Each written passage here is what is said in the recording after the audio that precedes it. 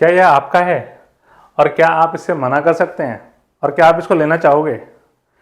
तो अभी फिलहाल ही जो नोटबंदी हुई है, नोटबंदी नहीं कहेंगे उसको, एक प्रकार से 2000 के नोट का सर्कुलेशन जो आरबीआई ने बंद किया है, उसके अंदर आरबीआई ने कहा कि 2000 के नोट अब आप ले नहीं सकते। 2000 के नोट का मतलब ये गुलाबी वाले जो नोट हैं, ये ग्रीन वाले जो 500 के नोट हैं, ये अभी भी वैलिड हैं। तो एज अ बिजनेसमैन, एक व्यापारी के नाते क्या आप इसको मना कर सकते हो? और क्या एक सर्विस क्लास इसको ले सकता है, इसको सर्कुलेट कर सकता है? और क्या जो एक पॉलिटिशियन या फिर ब्यूरोक्रेट्स, सरकारी अधिकारी जिनके पास ब्लैक मनी है, तो वो उसका यूज कैसे करेंगे? और मैं एक व्यापारी के तौर पे इस पैसे का क्या करूं? मैं क्या अपने कस्टमर से इसको लूं या ना लूं?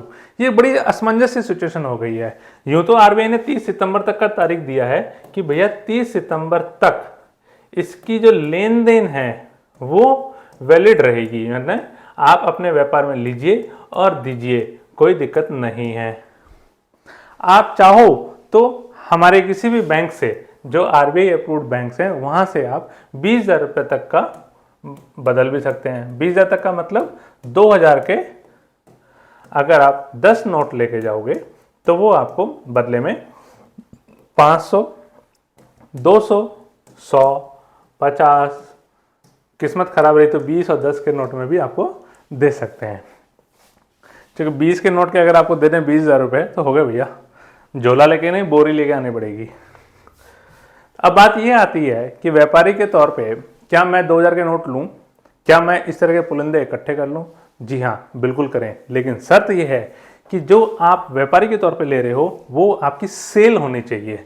मतलब मेरी सेल, मैंने जो दुकान पे मेरे सामान है, या तो गुड्स या फिर सर्विस, इसके तौर पे मैं सामान बेच सकता हूं और 2000 के नोट ले सकता हूं। क्या मुझे लेना चाहिए? बिल्कुल लेना चाहिए। और क्या मैं मना कर सकता हूं? नहीं कर सकते, क्योंकि आरबीआई ने कहीं भी इस प्रकार का रेस्ट्रिक्शन नहीं डाला है। ना ही आरबीआई ने आपसे कहा है कि इस कंडीशन में ले सकते हैं, इस कंडीशन में नहीं ले सकते।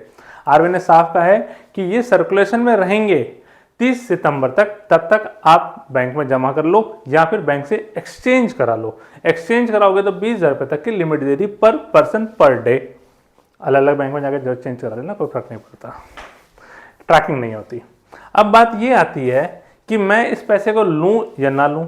क्यों ना लूं? क्यों मैं मेरा व्यापार खराब करूं? मैं एक बिजनेसमैन हूं,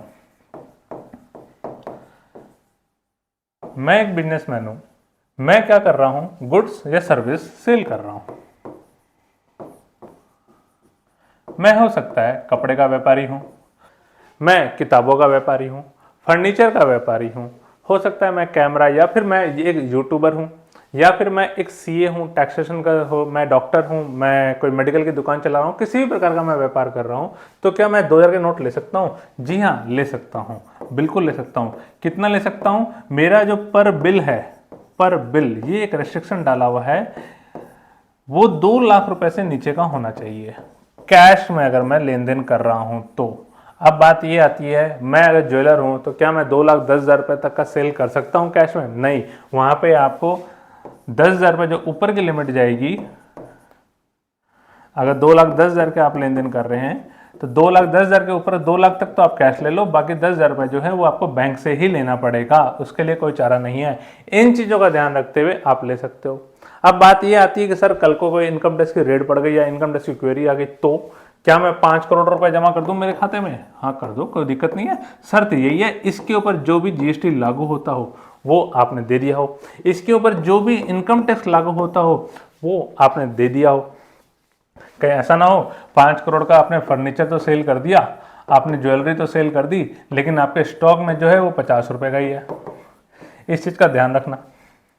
और कहीं ऐसा भी ना हो, पिछले 10 सालों से तो आप कह रहे हो सर मेरा साल का सेल जो है वो मुश्किल से 10,000 रुपए का है, और इस साल अचानक से मेरी लॉटरी खुल गई और मैंने सेल कर दिया साहब 5 करोड़ का।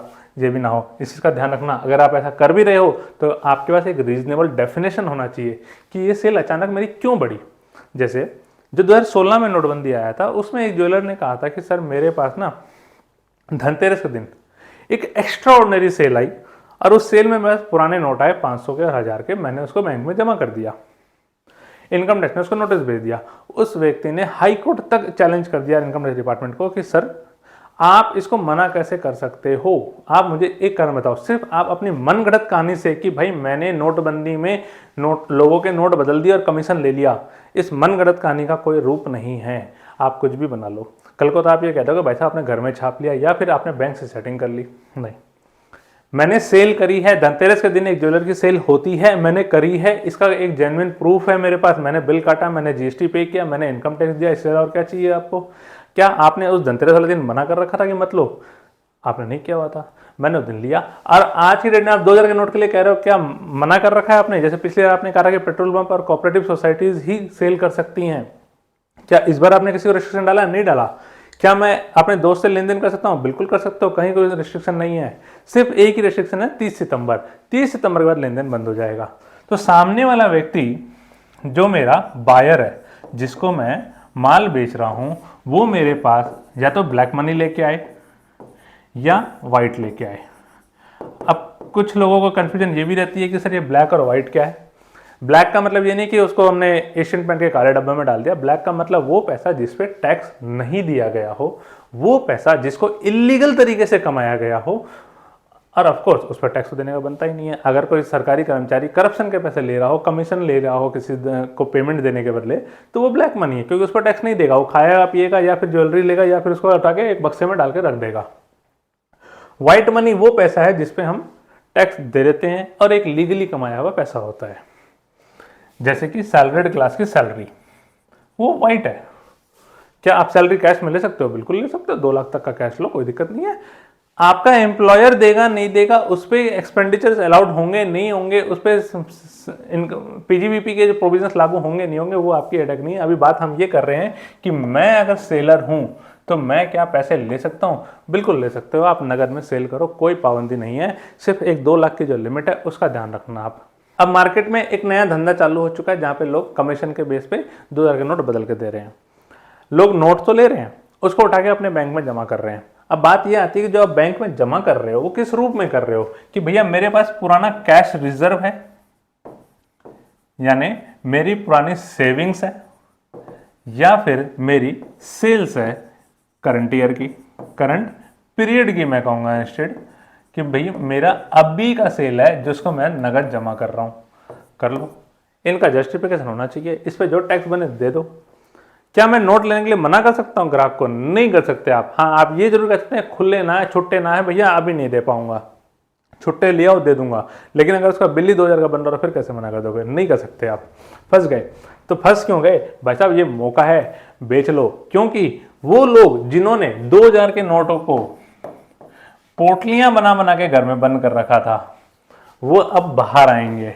बाहर आएंगे क्यों? ये पैसा मार्केट में आएगा, क्योंकि 500 के नोट इतने नहीं है बाजार में कि आप 2000 के नोट के बदले उसको एडजस्ट कर लो पूरे को। दूसरा, उसको रखने के लिए भी डबल जगह चाहिए।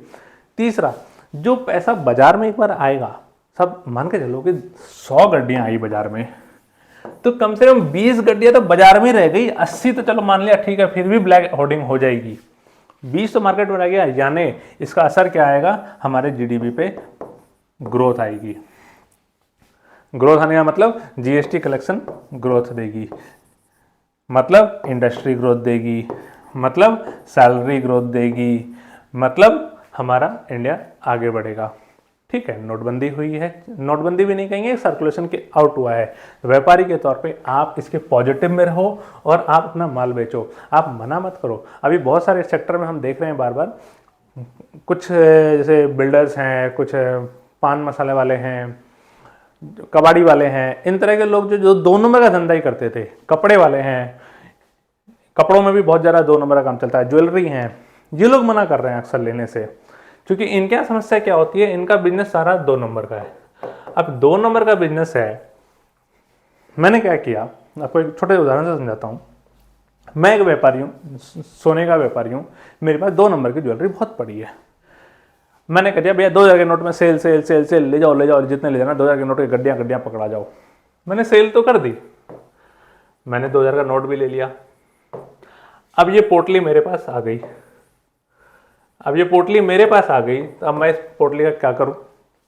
बचपन में खेल खेला था जहाँ पे अपन 4-5 जने बैठ जाते थे और ये तकिया उसको फेंका, ये तकिया उसको फेंका, ये तकिया उसको फेंका, जिसके लास्ट में आया वो या तो ट्रूथ एंड डेयर करेगा या फिर एक गाना गाएगा या नाचेगा। वो हिस्सा अब होने वाला है। ब्लैक मनी के केस में 2000 के नोट में ये इसकी टोपी उसके सर, उसकी टोपी उसके सर, ये घूमेगा।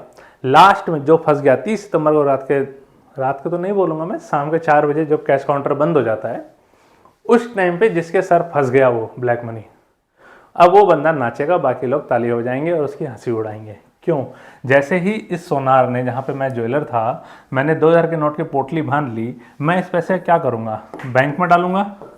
बैंक में डालूंगा तो मुझे क्या देना पड़ेगा? जीएसटी और इनकम टैक्स। भैया जीएसटी और इनकम टैक्स में मेरा मोटा अच्छा खासा पैसा चला जाएगा। मैं ये नहीं देना चाहता, मैं बैंक में नहीं डालूंगा। फिर भैया ऑप्शन ख़त्म। मैं क्या करूं? अब इस पोटली को घर पे रख लूं। जैसे ही मैं घर पे रखूंगा तो मैं क्या करने वाला हूं भैया? एक बनाऊंगा लॉकर जिसमें इसको डालूंगा। पर डाल के करूंगा क्या? इसको तो कोई पूछने वाला भी नहीं। 1 अक्टूबर को, 2 अक्टूबर को वैसे ही गांधी जयंती है, सब सफाई हो जानी है, मैंने साफ कर देना है। दिवाली और आ रही है उसके पीछे बाद में। कि जो ब्लैक मनी है और एक वाइट मनी है, ये तो है बायर जो मेरे पास गुड्स या सर्विस खरीदने आया है, और मैं हूँ सेलर, मैं सामान बेच रहा हूँ। मेरे पास ब्लैक मनी है और वाइट मनी है, मतलब जो 2000 की पोटली आएगी उसका मैं पोटली बनाऊं या फिर उसको मैं उठा के बैंक में जमा कर दूं और उस पर जीएसटी और इनकम टैक्स जमा कर दूं। तो क्या बेटर ऑप्शन है? ये कुछ भी लाए मुझे नहीं फर्क पड़ता, मैं यहाँ पे यहाँ जाऊँगा या फिर यहाँ जाऊँगा, और जैसे ही मैं यहाँ जाऊँगा तो मेरी बल्ले बल्ले है, मेरा सेल बढ़ेगा, मेरा ट्रांजैक्शन बढ़ेगा, मेरी इकोनॉमीज ऑफ स्केल आएगी, मतलब मैं ज़्यादा सेल करूँगा तो मुझे माल सस्ता मिलेगा। लेकिन इस केस में ये पोटली मेरी बंदी रह जानी है और मैं बेवकूफ़ों की तरह नाचता फिरूँगा, ताथैया और कुछ नहीं होना। तो इस मिनी नोटबंदी के अंदर या फिर इस सर्कुलेशन कॉल बैक के अंदर आप आगे बढ़ें, ज़रा सेल करें, जीएसटी इनकम टैक्स की परवाह ना करें, कमाएं। आप जितना ज़्यादा सेल करेंगे उतना ज़्यादा आपका रेवेन्यू आएगा, उतना ज़्यादा आपकी प्रॉफिट आएगी। इस हेजिटेशन में रह जाएंगे, नहीं भैया 2000 के नोट में इनकम टैक्स का नोटिस आएगा तो क्या करेंगे, जीएसटी का नोटिस आएगा तो क्या करेंगे। अरे भैया रहने दो, ये कुछ नहीं आने वाला। रीजन बीइंग, आप बिल्कुल वाइट में चल रहे हो तो आपको कौन हाथ लगाएगा भैया? डिपार्टमेंट भी घबराता है। जो वाइट में चल रहा होता है ना, उसको डिपार्टमेंट नहीं घबराता है। टाटा क्या, आप स्क्रूटनी करके देख लो। आपने अडानी जी के तो कर लिया, कुछ नहीं मिला, चलो ठीक है, बात की बात है, क्या हुआ क्या नहीं हुआ। लेकिन आज आप टाटा के किसी भी ब्रांच में स्क्रूटनी करके देख लो एक बारी, आपको समझ में आ जाएगा। क्यों? वो व्यापारी ऐसा है जो पूरी तरह से व्हाइट में चलता है, उसका नहीं लेना देना ब्लैक में, उसको नहीं मतलब है। माल बिके तो ठीक, नहीं बिके तो ठीक। वो कहते हैं मैं कमाऊंगा और दान दक्षिणा करूंगा।